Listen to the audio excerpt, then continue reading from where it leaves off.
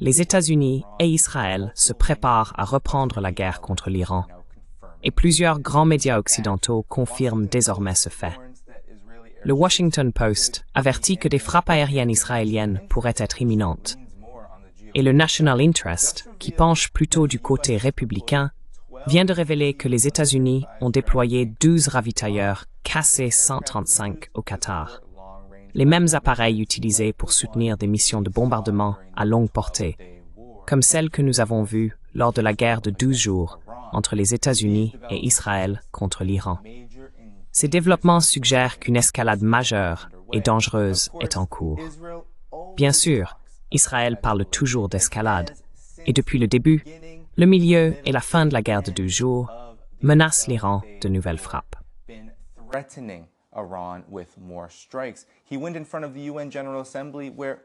Il s'est présenté devant l'Assemblée générale de l'ONU, où plus de 50 délégués ont quitté la salle, affirmant que l'Iran ne devait pas être autorisé à reconstruire ses capacités nucléaires, que le stock d'uranium enrichi de l'Iran devait être totalement éliminé. La même rhétorique qui a déclenché la première version de la guerre à l'origine. Et Netanyahou a juré, depuis la fin du soi-disant cessez-le-feu de 12 jours négocié par les États-Unis, qu'ils n'avaient aucune intention de relâcher la pression. Si l'on observe les actions d'Israël en ce moment, frappant la Syrie, frappant le Liban, frappant Gaza dans son génocide, on sait que lorsque Israël profère ces menaces, il a bel et bien l'intention de les mettre à exécution, peu importe à quel point cela pourrait être catastrophique pour lui-même.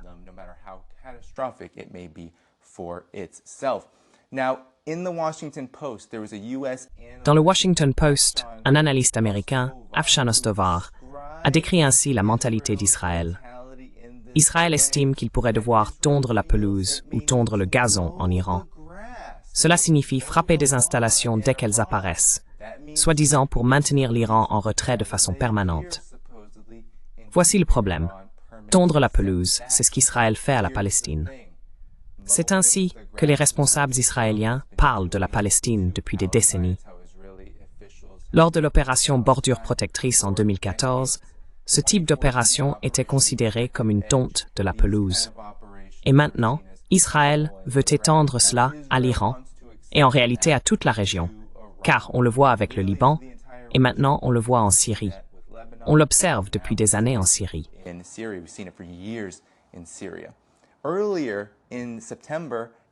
Début septembre, Israël a attaqué des responsables du Hamas à Doha, au Qatar. Il a continué de bombarder le Liban. Chaque frappe a élargi le conflit en Asie de l'Ouest et a déstabilisé la situation, au point que l'on ne peut que supposer que les États-Unis et Israël avaient cet objectif depuis le début. Maintenant, tournons-nous vers ce que les États-Unis ont fait avec ce déploiement de ravitailleurs. Cela s'est produit le 1er octobre. The National Interest a rapporté que Washington avait envoyé 12 KC-135 Stratotankers, suivis depuis leur départ des États-Unis, avec une escale en Angleterre, puis leur arrivée à la base aérienne d'Al Udeid au Qatar.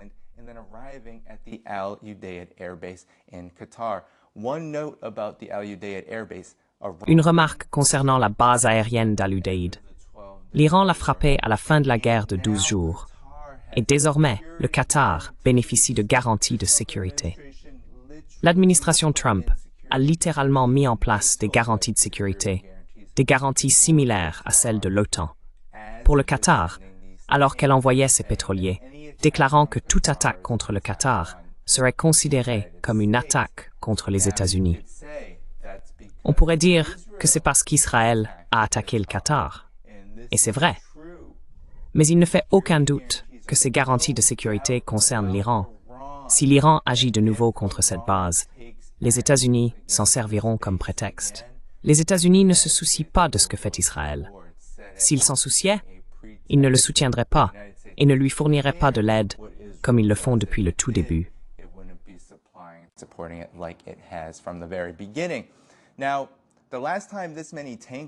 La dernière fois qu'un nombre aussi important de pétroliers a été déployé dans la région, c'était juste avant l'opération Midnight Hammer, lorsque les États-Unis ont bombardé les installations nucléaires iraniennes en juin.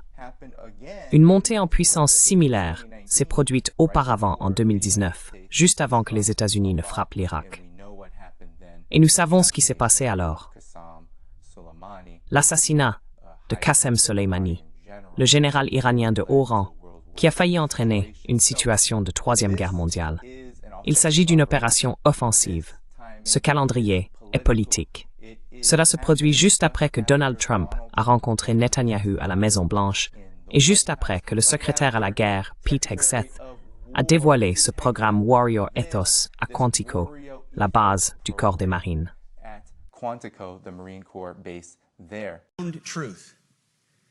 Pour garantir la paix, nous devons nous préparer à la guerre. À partir de maintenant, la seule mission du département de la guerre nouvellement rétabli est la suivante. Mener la guerre, se préparer à la guerre et se préparer à gagner.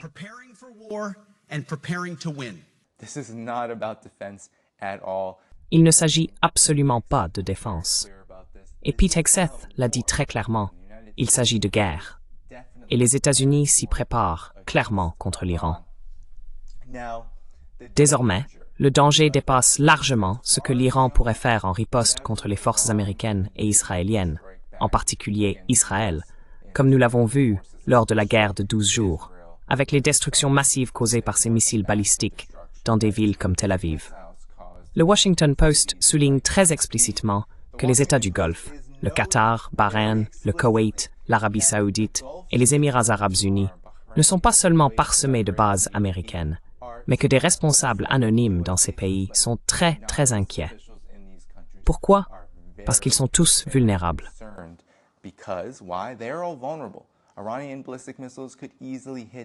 Les missiles balistiques iraniens pourraient facilement atteindre n'importe laquelle de ces bases, et ils l'ont démontré en frappant un site de communication à la fin de la guerre de 12 jours.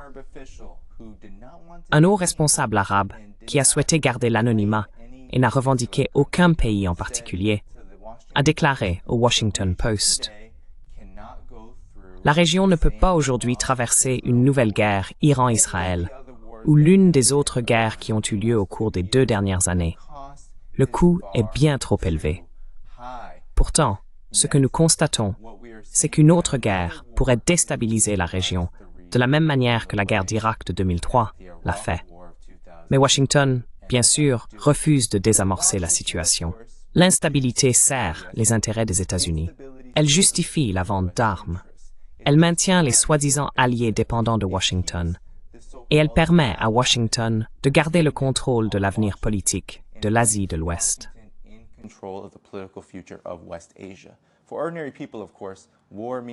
Pour les gens ordinaires, bien sûr, la guerre signifie la dévastation. Des bombardements de maisons, des économies effondrées et des générations privées non seulement de la paix, mais aussi de leurs moyens de subsistance et parfois de leur vie elle-même. Regardez simplement le génocide à Gaza.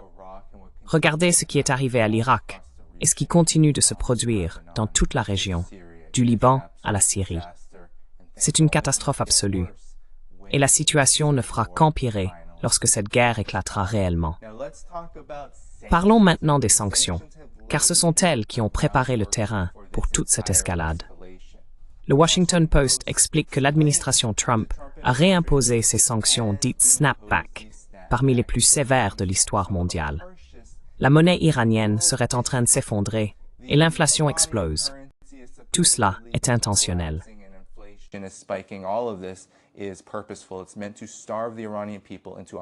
Cela vise à affamer le peuple iranien pour le pousser à s'opposer à son gouvernement. Mais l'Iran a déjà connu cela, et les sanctions n'ont pas encore fait s'effondrer l'économie. En fait, après la guerre de 12 jours, de nombreux experts, dont un ami de l'émission, le professeur Mohamed Randi, ont souligné que l'Iran et les Iraniens sont aujourd'hui plus unis que jamais, notamment contre les sanctions soutenues par les États-Unis.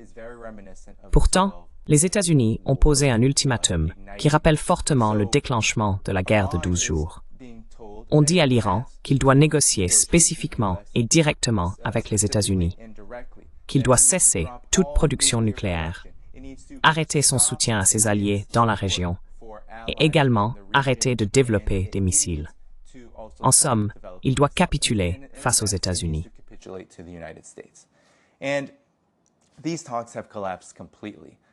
Ces discussions se sont complètement effondrées. Il n'y a aucune motivation du côté iranien pour y participer. Le Parlement iranien a même menacé de se retirer complètement du traité sur la non-prolifération des armes nucléaires, une décision que beaucoup pourraient considérer, et peut-être souhaiter, comme pouvant mener au développement d'armes nucléaires. Désormais, Massoud Pezeshkian, le président de l'Iran, a déclaré aux Nations Unies qu'il existe, je cite, « un mur de méfiance entre nous et les Américains qui est très épais et très haut ». Fin de citation. Et de retour en Iran, alors que la monnaie commençait à se déstabiliser, Pezeshkian a dit aux dirigeants locaux que l'Iran ne céderait jamais à la pression. Désormais, des experts avertissent que les sanctions ne réduisent en réalité pas les conflits.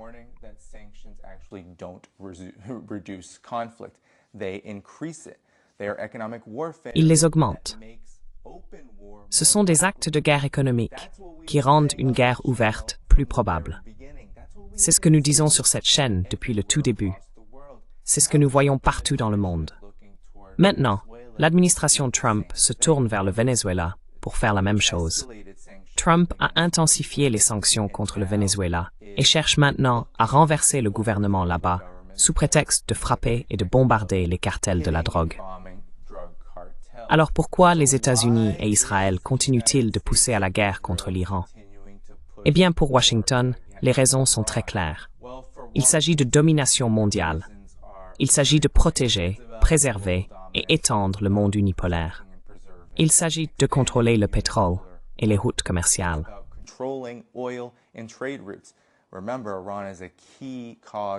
N'oubliez pas que l'Iran est un élément clé de l'initiative La Ceinture et la Route, menée par la Chine, et qu'une grande partie du pétrole iranien est en réalité destinée à la Chine. Cela offre bien sûr un levier stratégique contre la Chine. Couper la Chine et la Russie de l'un de leurs alliés les plus proches dans la région. C'est aussi, bien entendu, un moyen de détourner l'attention des citoyens américains des crises auxquelles ils sont confrontés chez eux. Et bien sûr, il s'agit beaucoup d'Israël. Il s'agit de sa suprématie militaire dans la région. Il s'agit d'éliminer toutes les menaces dites indépendantes à ses propres ambitions expansionnistes. Ensemble, les États-Unis et Israël diabolisent l'Iran afin de justifier des politiques qui l'affaiblissent, l'isolent et le punissent.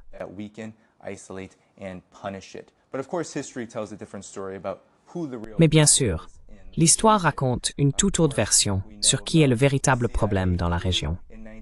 Nous connaissons évidemment le coup d'État de la CIA en 1953 qui a renversé le président iranien Mohammad Mossadegh.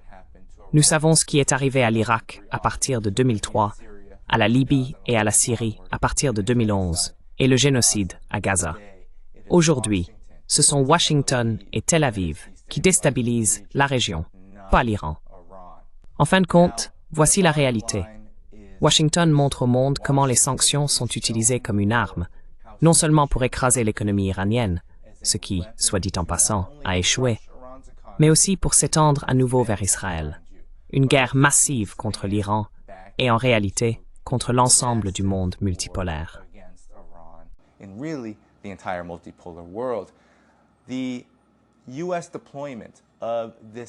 Le déploiement par les États-Unis de ces avions nécessaires pour une nouvelle vague de bombardements, ces ravitailleurs, aussi, est un autre signe que la guerre pourrait être, et très probablement est, imminente. Israël parlera toujours et menacera toujours de frappe, car Israël a besoin de la destruction de l'Iran pour réaliser le Grand Israël, afin de s'assurer que la résistance perde. Or, cela n'arrivera pas. Pourquoi? Parce que le projet israélien, le projet américain d'empire, est dépassé. Même si l'Iran est plongé dans une spirale de destruction, cela ne fera sans doute qu'unir encore davantage le peuple iranien autour d'un programme, non seulement de multipolarité, mais d'une indépendance encore plus farouche. Nous savons que pendant la guerre de 12 jours, nous avons vu les images dans les rues.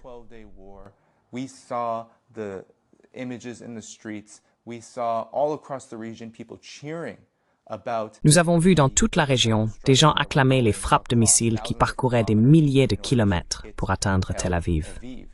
C'est un moment historique, où Israël et les États-Unis se retrouvent plus isolés que jamais. Toutes les preuves d'une escalade sont là. Mais cette escalade n'est pas un signe de force.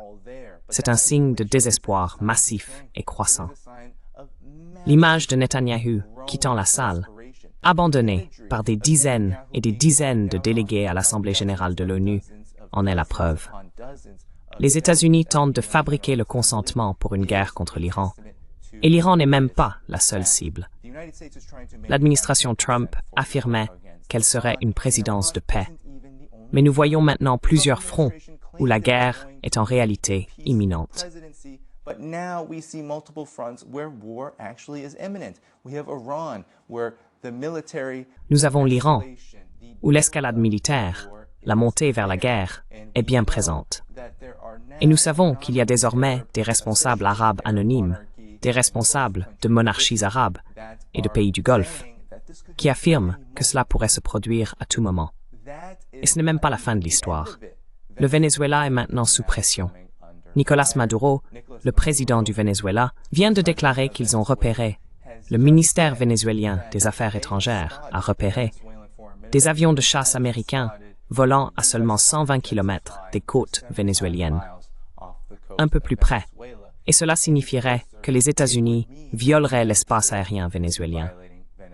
C'est évidemment une menace pour le Venezuela. Et ces frappes que les États-Unis menacent de lancer contre l'Iran pourrait également viser le Venezuela à tout moment. Et bien sûr, la guerre en Ukraine continue de faire rage.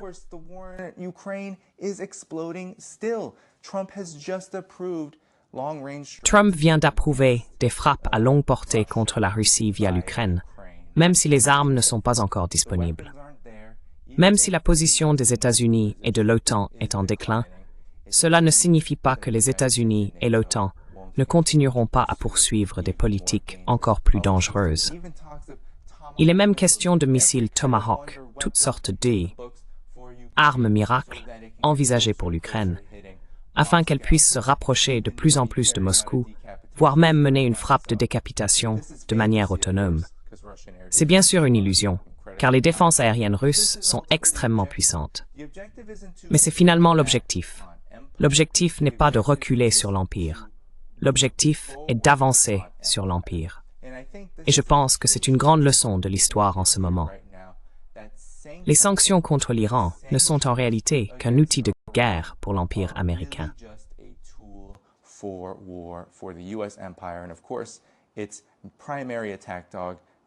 Et bien sûr, son principal chien d'attaque, le régime israélien.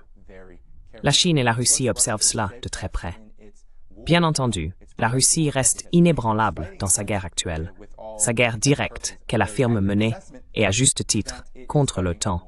Et cela va continuer. La Chine a été menacée à maintes reprises par des manœuvres militaires depuis des années. Mais son défilé militaire, lors du 80e anniversaire de la victoire contre l'agression japonaise, a provoqué une onde de choc dans les cercles militaires américains. Pourquoi? Parce que l'appareil militaire chinois, ses missiles hypersoniques avancés, ses capacités nucléaires, est extrêmement puissant, peut-être même plus que la Russie et d'autres pays, pour repousser toute menace militaire. C'est pourquoi les États-Unis doivent mener une guerre hybride.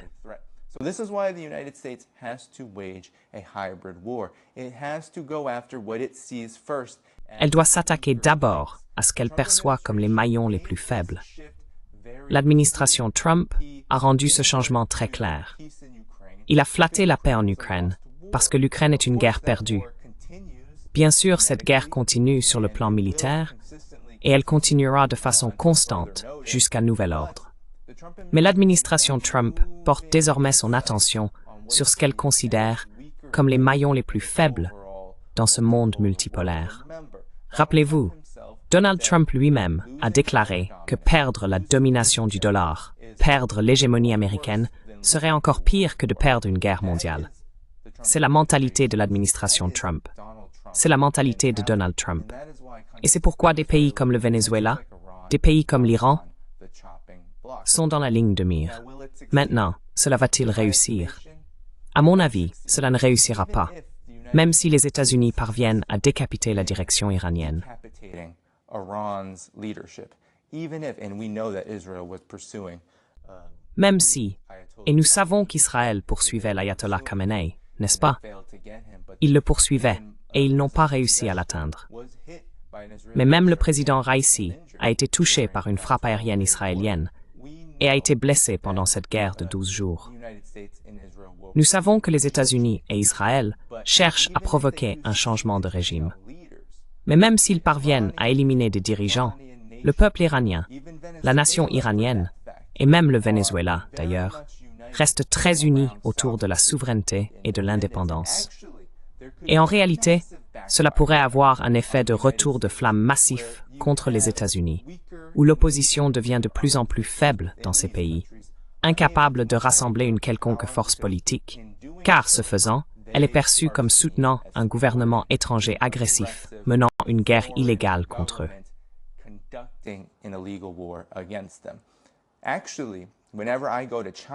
En réalité, chaque fois que je vais en Chine, et j'ai entendu la même chose dans d'autres pays, de la part de personnes ayant voyagé en Russie, par exemple, on me dit que beaucoup de gens remercient les États-Unis pour leur agressivité, car cela a isolé au sein du pays les forces qui soutenaient et appréciaient le mode de vie américain depuis le tout début.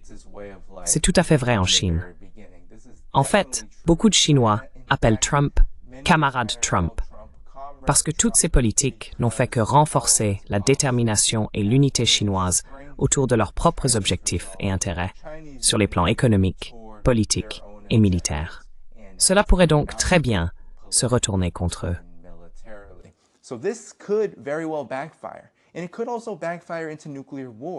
Et cela pourrait également se retourner contre nous et mener à une guerre nucléaire. Car bien que l'Iran ne cherche pas à acquérir l'arme nucléaire et affirme ne pas vouloir le faire, il est logique de penser que la seule capacité réelle d'Israël, si les États-Unis échouent à provoquer un changement de régime en Iran, serait l'option nucléaire, puisque Israël possède des armes nucléaires et n'hésite pas à dire qu'il les utiliserait si nécessaire. La fameuse option Samson.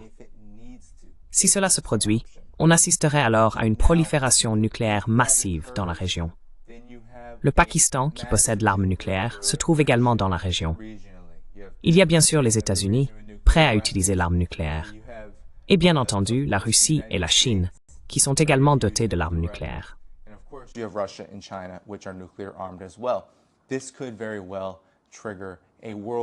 Cela pourrait très bien déclencher un scénario de Troisième Guerre mondiale. Et c'est précisément l'objectif pour beaucoup de ces stratèges, de ces soi-disant planificateurs militaires aux États-Unis. Ils n'ont pas en tête un objectif que beaucoup qualifieraient de rationnel, du type « Eh bien, si nous renversons ce gouvernement, alors nous pourrons dominer entièrement la région. » Non, ce n'est pas seulement cela. Il s'agit en réalité de préserver l'ordre mondial actuel par tous les moyens nécessaires, et non de poursuivre une quelconque vision. Cela signifie que la déstabilisation, quelles qu'en soient les conséquences, sert à garantir que l'Empire des États-Unis reste dominant, au moins pour un jour de plus.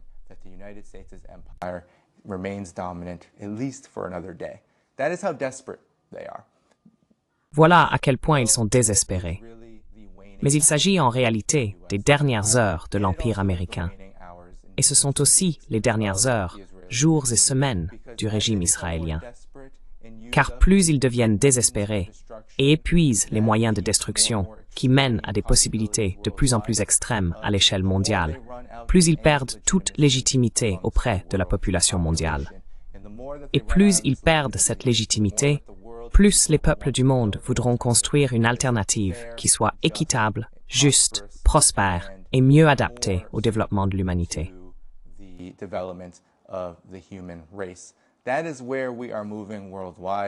C'est dans cette direction que le monde évolue. C'est là que se dirige le monde multipolaire, à la recherche d'alternatives qui ne reposent pas sur la guerre, la destruction et la surexploitation de la grande majorité de la population mondiale. Désormais, il appartient aux États-Unis et à l'Occident collectif de s'engager, car ce sont les gouvernements, ici et là-bas, qui provoquent toute cette destruction, qui permettent à Israël d'agir comme il le fait, et qui autorisent toute cette oppression, toute cette répression, toute cette privation de liberté, toute cette misère économique que nous constatons en Occident à se poursuivre.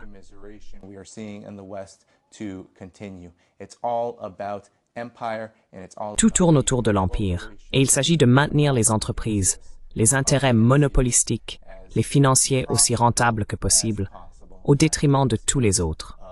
Une guerre en Iran ne ferait exploser cette réalité au visage, surtout de ceux de l'Occident collectif et des États-Unis, qui voient leur existence et leurs moyens de subsistance devenir de plus en plus précaires. Mais voilà, tout le monde. J'espère que cette vidéo vous a plu. N'oubliez pas d'appuyer sur le bouton « J'aime » avant de partir. J'espère que vous avez apprécié la présence d'Eugène ici. Il dort profondément pendant que nous parlons de cette situation émergente. Alors, soutenez l'émission, Patreon, Substack et bien plus encore dans la description de la vidéo. Et jusqu'à la prochaine fois, à bientôt à tous. Until next time, everyone.